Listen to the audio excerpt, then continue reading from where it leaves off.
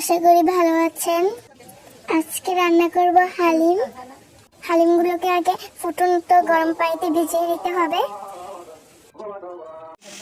ডালগুলো ভিজাতে দিয়ে চুলায় তেল গরম করে মাংসগুলো ভিজাতে দিব। মাংসগুলো ভাজা হয়ে গেলে উঠিয়ে নিই, পেঁয়াজগুলো ভেজে নিব। ওই পাত্রে কিছু লবঙ্গ গুঁড়া,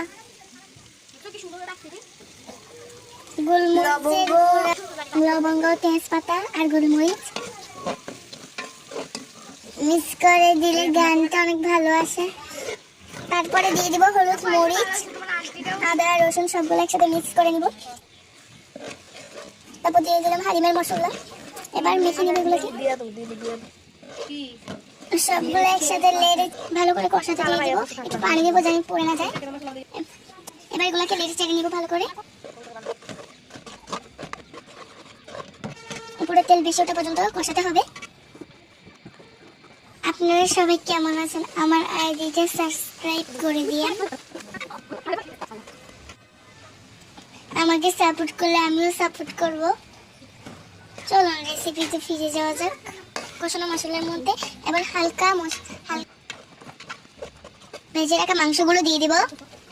তারপরে নেড়ে চেড়ে নিব। মাংসগুলো কষানো হয়ে গেলে একটু পানি দিয়ে আবার সিদ্ধ করতে দিব। তারপর ভিজিয়ে থাকা ডালগুলো দিয়ে দিব, আবার পানি দিয়ে দিব। এবার নেড়ে চেড়ে নিব। প্রায় 20-25 মিনিটের মতো লাগবে হালিমটা করার মতো। হালিম রান্না করতে করতে রাতই হয়ে গেল। এই তো আমার হালিম হয়ে গেছে, এখন পরিবেশনের পালা।